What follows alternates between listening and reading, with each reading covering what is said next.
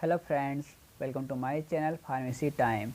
In this session we have discussed about a topic from a subject pharmacy practice. The topic is adverse drug reaction including excessive pharmacological effect, secondary effects, idiosyncrasy, allergic drug reactions and also cover genetically determined toxicity. So let's get started today's topic. So what is adverse drug reaction? According, according to definition of adverse drug reactions, ADR is a damaged state which can be result from medical involvement related to a drug. It means it is related to drug involvement. As per WHO, according to WHO, adverse drug reactions are defined as any noxious and unwanted effect of drugs that occur at doses given to human beings for prophylaxis, diagnosis or treatment. It means if any effect can show require treatment or decrease in dose or indicates curtain in the future use of the same drug.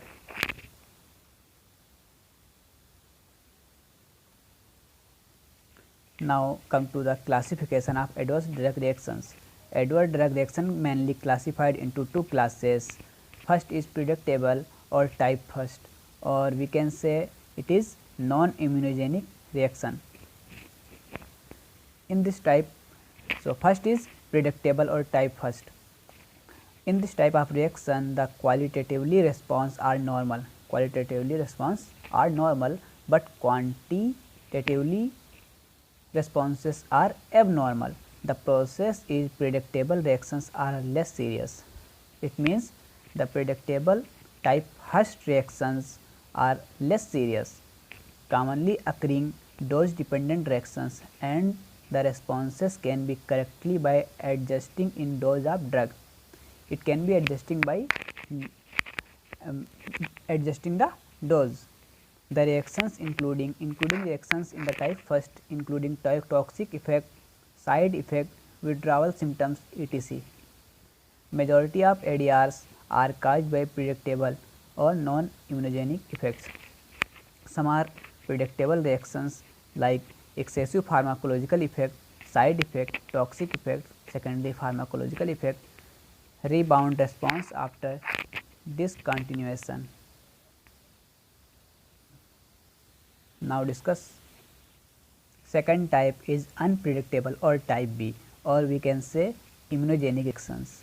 The reactions generally result due to presence of some patient peculiarities. It means it is based on patients, not on a drug.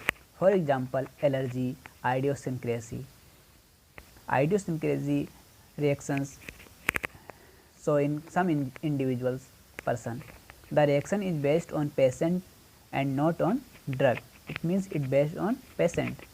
It is less common. It is less common and dose independent. If the reactions are more serious, then immediate withdrawal of the drug is required.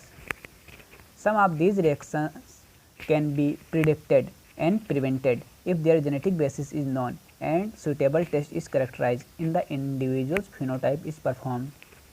They are less common but non-dose related, generally more serious than that of type first and require withdrawal of the drug. Following are some unpredictable reactions like idiosyncrasy and pharmacogenetics, genetically determined toxicity, allergic drug reaction, supersensitivity, photosensitivity, intolerance. These are two topics for type first and type B covered. Now discuss about excessive pharmacological effect, a second topic from the adverse drug reaction. What is excessive pharmacological effect? It develops in all patients if excessive doses is given, result in excessive pharmacological effect. It means it is due to overdose or prolonged use of drug. It is developed in all patients if excessive dose is given, result in excessive pharmacological effect.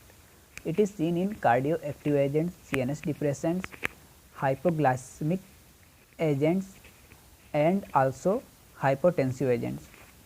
It is common in neonates, infants and elderly patients, and also in patients with kidney disease who have lost more than 70% of kidney functions with normal doses.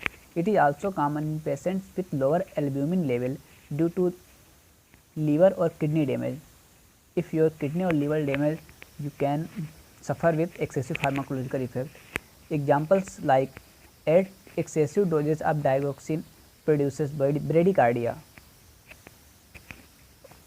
Morphine and bradycardia produces respiratory depression in bronchitis patients. The CNS, CVS, kidney, liver, skin and blood forming organs are most commonly involved in drug toxicity. Now, what is secondary pharmacological effect? Some of the drugs having other many pharmacological actions at commonly administered doses, like it means any effects which are associated with a drug besides the desired effect are called secondary effect. The effect produced by the drug is different than drug administered initially for prevention or treatment, means it is an indirect consequence of primary drug action, as there is no drug which has a single pharmacological effect. Following are some examples of secondary pharmacological effects. Patients receiving antihistaminic drug for prevention of motion sickness or in the allergic reactions may become drowsy. Drowsy is a secondary pharmacological effect. Second example is vitamin deficiency or opportunistic infections occur in patients whose normal bowel flora has been altered by antibiotics like tetracyclines. Third example is diuretic induced hypokalemia cause digoxin intolerance. Other examples like sedation accompanying by antihistaminic effects, loss of potassium or extracellular fluid concentration following thiazide diuretic therapy in treating hypertension, and using make CNS depression following like reserpine. So, it is all about secondary pharmacological effect. Idiosyncrasy or pharmacogenetics. So, what is idiosyncrasy? Idiosyncrasy refers to inherent peculiarity of individuals, and it is described as unusual response, abnormal response to drug or highly exaggerated usual response produced by some drugs with usual dose in few individuals. It means idiosyncrasy is the term used to describe abnormal drug response. It covers unusual, bizarre or unexpected drug response. Bizarre means different response which cannot be explained or predicted in individual recipients. It is genetically determined atypical bizarre effect. Following are some examples of idiosyncrasy reactions are: first is administration of analgesic drug to patients with renal disease may induce tumors of kidney pelvis. High doses of estibistrol during pregnancy produce vaginal adenocarcinoma. Long term usage of estrogen produces uterine cancer. Long term usage of azathioprine cyclophosphamide may induce lymphoid tumors. Barbiturates produces excitement and mental confusion. Quinine produces cramps, diarrhea, porphyria, asthma, vascular collapse, etc. Prolonged apnea caused by pseudocholesterol deficiency. Aspirin produces bronchial asthma. The next topic is allergic drug reactions. Before starting allergic drug reaction, we can understand the concept of allergic drug reaction. In allergy, drug combined with protein act as an antigen. This antigen causes formation of antibody. When such person again comes in contact with antigen, antibody reaction will occur. This reaction makes mast cell to release histamine, which cause manifestation with symptoms of allergy. So, what is allergy? Or we can say hypersensitivity reaction. It includes all the reactions mediated by antigen-antibody reactions involving sensitized lymphocytes. Drug acting as a foreign antigen which react with antibody in human body to cause undesirable effects like skin rashes, bronchospasm, and angioedema, anaphylactic shock, vasculitis, etc. These reactions require previous exposure to the drug itself or to closely related chemical drug. An allergic reaction is not dose related and it has no correlation with the action of a drug. Protein and peptide act as a complete antigen. Protein and peptide. So, protein and peptide can act as a complete antigen. But most drugs are small molecules and do not stimulate antibody production, but they may combine with other carrier macromolecules and function as heptanes or partial antigens which stimulate the biosynthesis of antibodies. These are then attached to body tissue, and when this drug sensitized person is re-exposed to drug, a reaction occurs between the heptane and perform antibodies, result into tissue damage leading to signs and symptoms of drug allergy. One of the well-known examples under the category is penicillin hypersensitivity.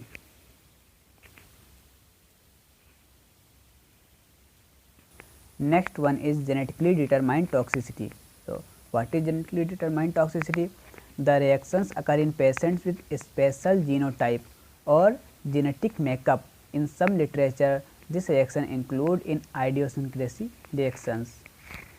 The genetically determined toxicity describe the property of chemical agent that damage the genetic information within a cell, causing mutation which may lead to cancer.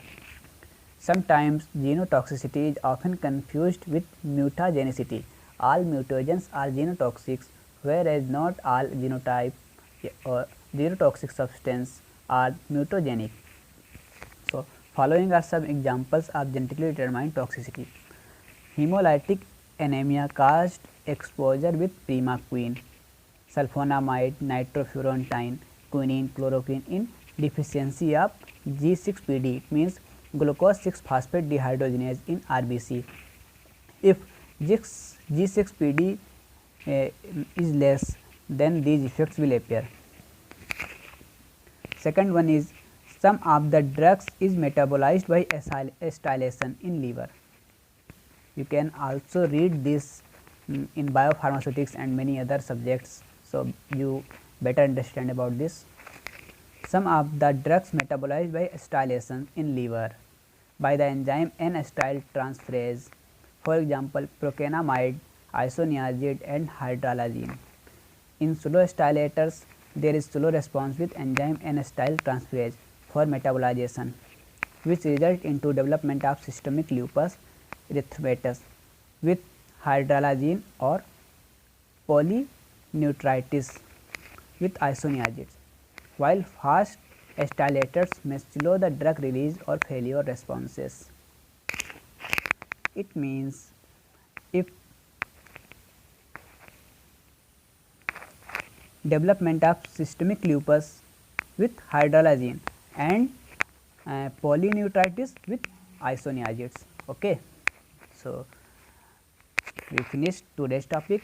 In the next lecture, we will cover you visit first time my YouTube channel, so don't forget to like, share, subscribe and comment down. See you in the next video.